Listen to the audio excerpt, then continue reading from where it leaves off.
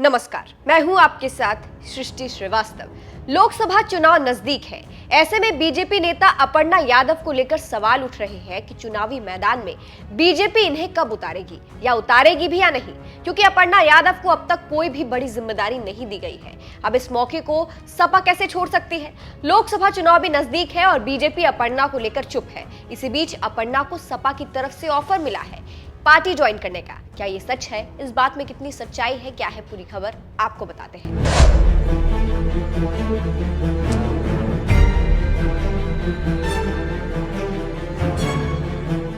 UP विधानसभा चुनाव 2022 से पहले मुलायम सिंह यादव की छोटी बहू अपर्णा यादव बीजेपी में शामिल हो गई थी।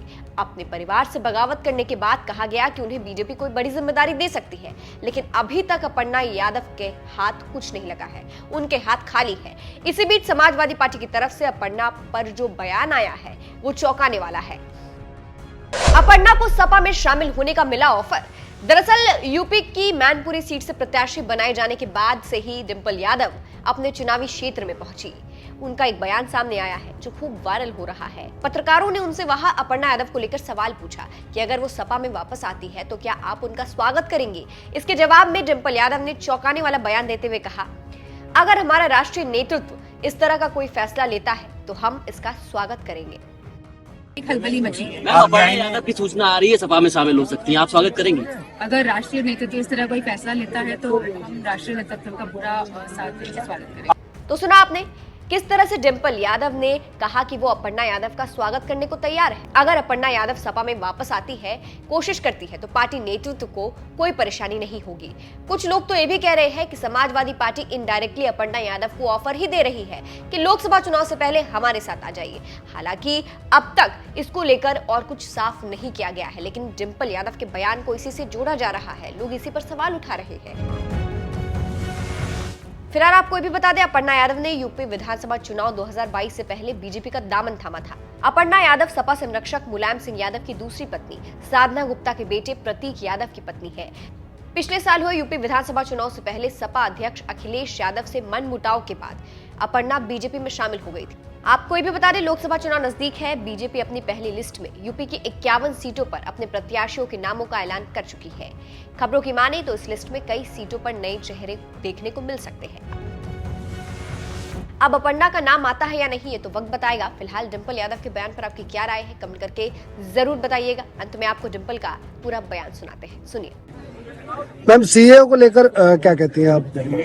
चुनाव का माहौल है और जनता के पास हम लोगों को समझाने के और बताने के बहुत सारे मुद्दे हैं, चाहे वो महंगाई का मुद्दा हो, चाहे वो किसानों का मुद्दा हो, एमएसपी का मुद्दा हो, चाहे वो युवाओं की रोजगार का मुद्दा हो, चाहे वो महिलाओं की सुरक्षा का मुद्दा हो। सीए जैसे जो लागू किया गया तो एंड मौके पे तो जनता समझ रही है कि यह चुनाव से डिफ्लेक्ट करने के लिए या लोगों का ध्यान हटाने के लिए मेन मुद्दों से, इसीलिए सीए का मुद्दा है। मैम, अमित शाह कह रहे हैं कि नागरिकता देने का कानून है, लेकिन समाजवादी पार्टी और विपक्ष वर्ग लाने का अच्छा नागरिकता देने का ये कानून है, बहुत अच्छा है। और अमित शाह जी ऑलरेडी इसमें पहले बोल चुके हैं, बहुत ज्ञान दे चुके हैं और मुझे लगता है कि अब लोगों को ये ज्ञान प्राप्त हो चुका है। अब चुनाव का सीजन है, अब चुनाव में जो मूलभूत जो मुद्दे हैं उनपे ध्यान देने की जरूरत है।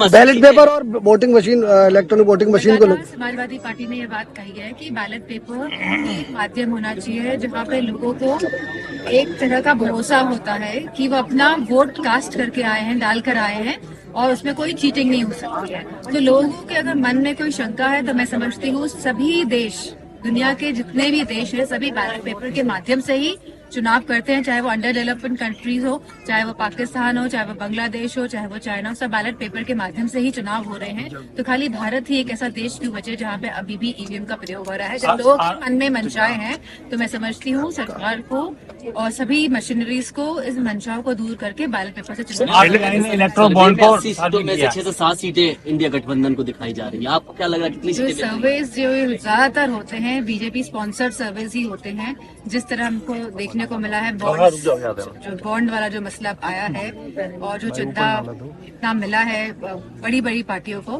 तो मैं समझती हूँ इस तरह के सर्विस का कोई अभी कोई औचित्य नहीं।